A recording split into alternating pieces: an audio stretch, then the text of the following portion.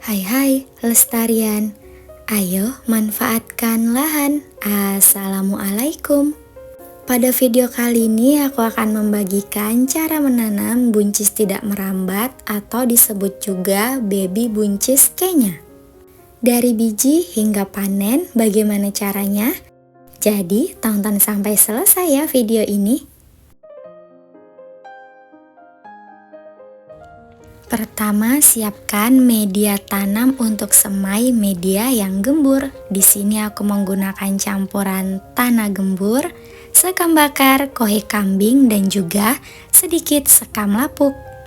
Lalu aku memasukkan media tanam atau media semainya ke dalam tray semai seperti ini. Bisa juga menggunakan wadah penyemaian yang lainnya. Kemudian siapkan benihnya. Di sini aku menggunakan benih dari gardenium. Kemudian buatlah lubang pada media semainya. Jangan terlalu dalam supaya nanti kita meletakkan benihnya juga tidak terlalu dalam supaya tidak membusuk. Untuk benihnya aku menggunakan baby buncis biji hitam. Tetapi ada juga benih baby buncis yang berwarna putih ya. Tetapi keduanya sama saja kok. Kemudian masukkan benih baby buncis per lubang satu saja ya, lalu tutup tipis dengan media tanamnya. Setelah itu lakukan penyiraman, lakukan dengan semprotan yang halus supaya nanti benihnya tidak menjadi rusak. Jika kita menyiram tanpa alat penyiraman seperti ini, nanti benih yang sudah kita masukkan ke dalam lubang akan keluar lagi. Jadi akan memperburuk pekerjaan kita. Kemudian letakkan media semai ke tempat yang tidak terkena matahari langsung. Kemudian jaga media semainya selalu lembab. Bisa disiram 2 kali sehari. 4 hari benih buncis setelah semai sudah terlihat berkecambah walaupun belum semuanya berkecambah. Aku tunggu semuanya berkecambah supaya nanti bisa dipindah ke tempat yang terkena sinar matahari pagi. Ketika sudah muncul daun, maka kita harus memindahkan mereka ke tempat yang terkena sinar matahari pagi sekitar 1 hingga 2 jam. Lihat batangnya terlihat bengkok mencari sinar matahari, jadi harus dipindah ke sinar matahari pagi seperti ini ya. Dari teras aku pindahkan ke luar rumah supaya bisa mendapat akses sinar matahari pagi.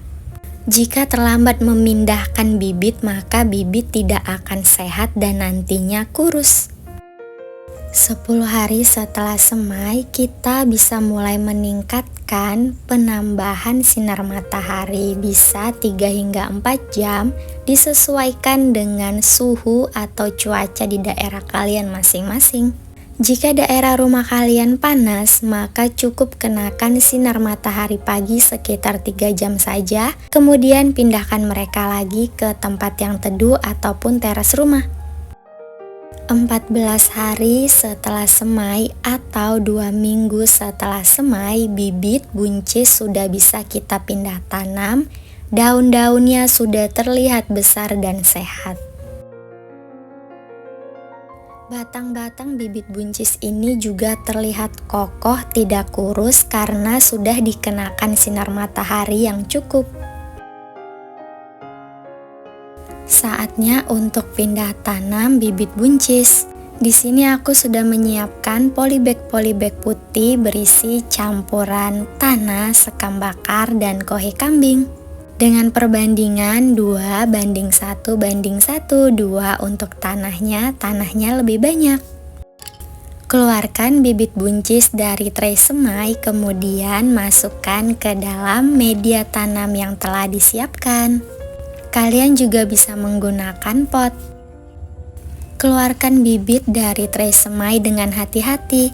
Kita bisa membasahi media semainya supaya mengikat akar sehingga jika dikeluarkan tidak akan berantakan. Hal terpenting adalah lakukan pemindahan bibit pada saat sore hari supaya tanaman tidak stres. Jangan lakukan pindah tanam saat pagi hari atau siang hari ya. tidak boleh. Apalagi untuk kita yang tinggal di dataran rendah dan bercuaca panas.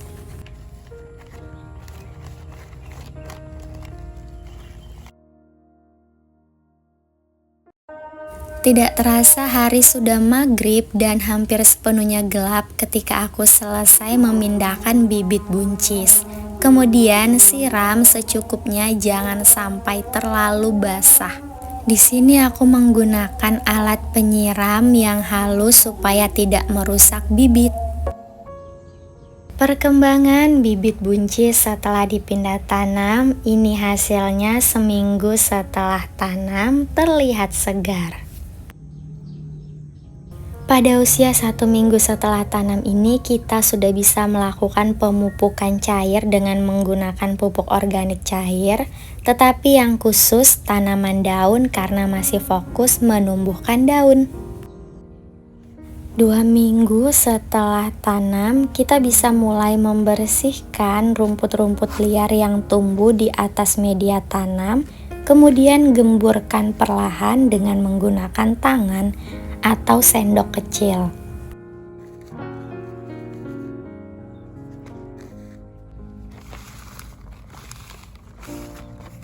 Kemudian lakukan pemangkasan atau pruning pada daun terbawah atau daun buncis yang tua seperti yang agak kekuningan, seperti yang aku tunjukkan di video ini, supaya nanti nutrisi media tanam fokus pada daun-daun baru. Ini adalah kotoran hewan kambing atau kohe kambing yang sudah halus. Ini akan aku gunakan untuk memupuk buncis-buncis ini. Jika tidak ada pupuk kotoran hewan, kalian juga bisa menggunakan kompos sebagai pupuk organiknya. Jika menggunakan pupuk kohe kambing, ingat ya, harus kohe kambing yang sudah terfermentasi dengan baik. Jangan yang masih berbentuk bulat. Kotoran hewan kambing yang tidak terfermentasi dengan baik akan menimbulkan penyakit pada tanaman. Lakukan pemupukan pada pagi hari dan siram media tanam yang tadi sudah dipupuk.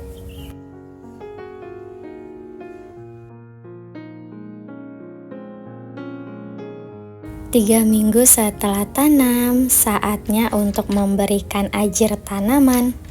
Di sini aku menggunakan bambu-bambu berukuran 120 cm setiap batangnya.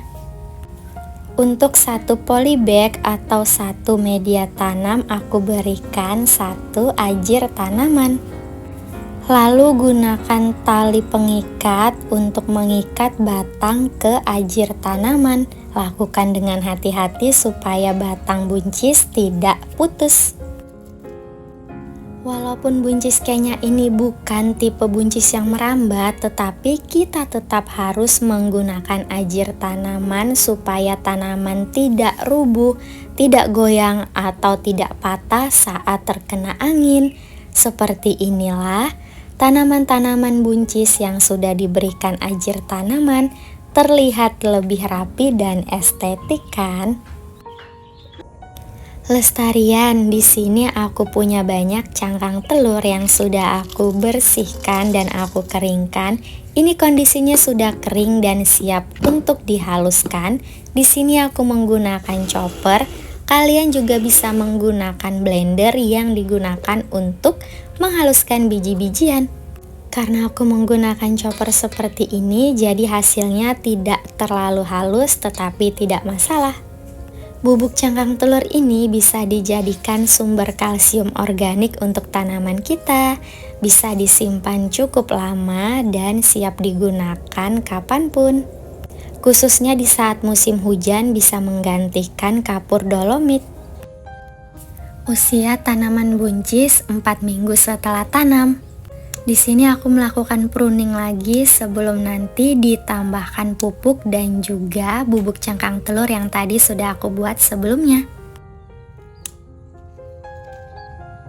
Di sini sudah ada kohe kambing halus dan juga bubuk cangkang telur, bisa diaplikasikan saja.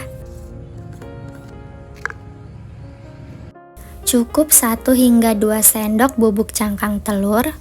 Kemudian tutup dengan kohe kambing ataupun kompos supaya bubuk cangkang telur tidak diterpa angin ataupun mengundang hama lainnya.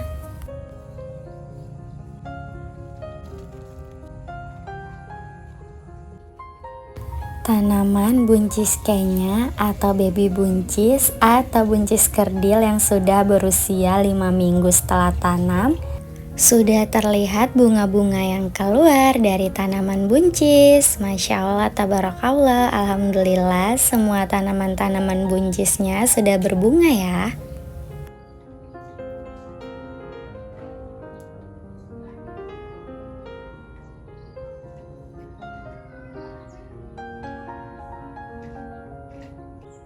Tanaman buncis berusia 6 minggu setelah tanam. Wah, lihat, baby buncisnya sudah besar ya, sudah hampir siap panen loh. Tanaman buncis kenya atau buncis kerdil ini sama seperti buncis pada umumnya atau sama seperti kacang panjang yang buahnya tidak bisa kita panen sekaligus. Mereka membesar perlahan-lahan, jadi kita bisa panen berulang kali ya. Lihat, buahnya tergolong lebat. Pada usia 6 minggu ini, aku melakukan pruning dan tentu saja melakukan pemupukan lagi. Untuk pupuk padat, lakukan 2 minggu sekali. Di sini aku juga menambahkan bubuk cangkang telur sebelum aku memberikan kohe kambing. Dengan melakukan pemupukan rutin, maka tanaman buncis kita akan menjadi sehat. Tanaman-tanaman buncis yang sudah dilakukan pruning, nanti di minggu selanjutnya kita akan lihat kita panen baby buncis.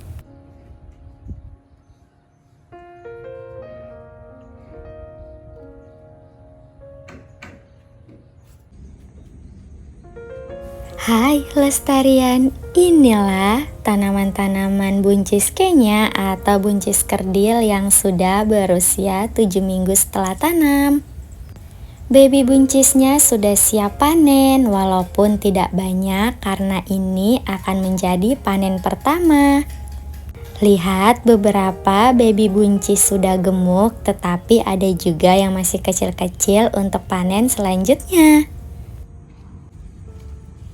Gunakan gunting atau alat panen untuk memanen buncis supaya tanaman buncis tidak rusak dan bunga-bunga yang lainnya tidak rontok.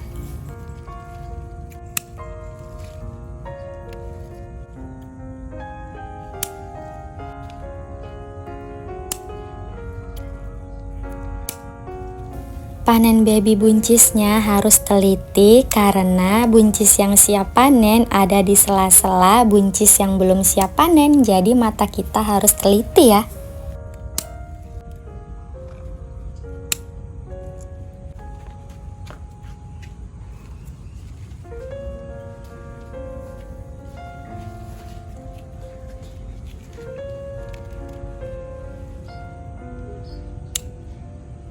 Alhamdulillah, panen baby buncis pertama walaupun tidak banyak tapi bersyukur dan ini sudah cukup untuk keluarga kecil.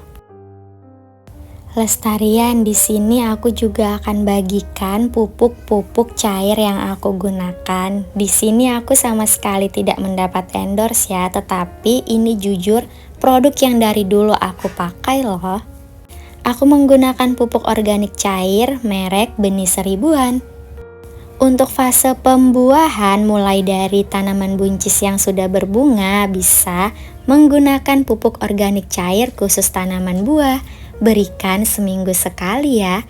Di sini setelah panen aku juga masih menggunakan pupuk organik cair tanaman buah supaya buahnya tidak rontok dan bisa cepat panen lagi.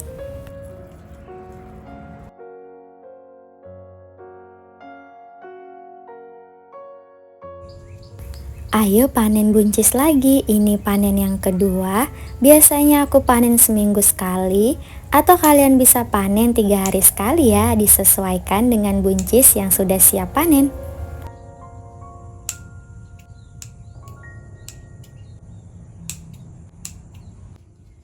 Tanaman buncis Kenya atau baby buncis atau buncis kerdil ini cocok ditanam di depan rumah karena jenisnya yang tidak merambat, jadi bisa hemat tempat, juga lebih terlihat rapi.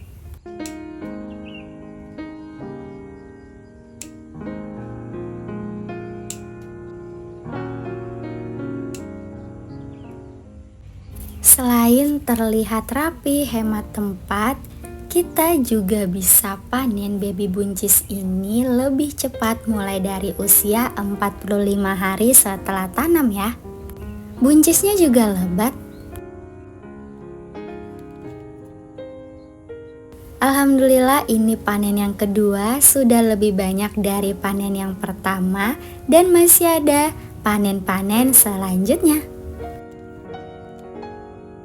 Lestarian, ini dia panen selanjutnya juga lebih banyak. Wah, terlihat seperti baby buncis yang dijual di mall ya. Masya Allah, dari kebun mini pekarangan rumah saja kita sudah bisa panen buncis. Ayo dicoba juga. Terima kasih sudah menonton video ini. Assalamualaikum.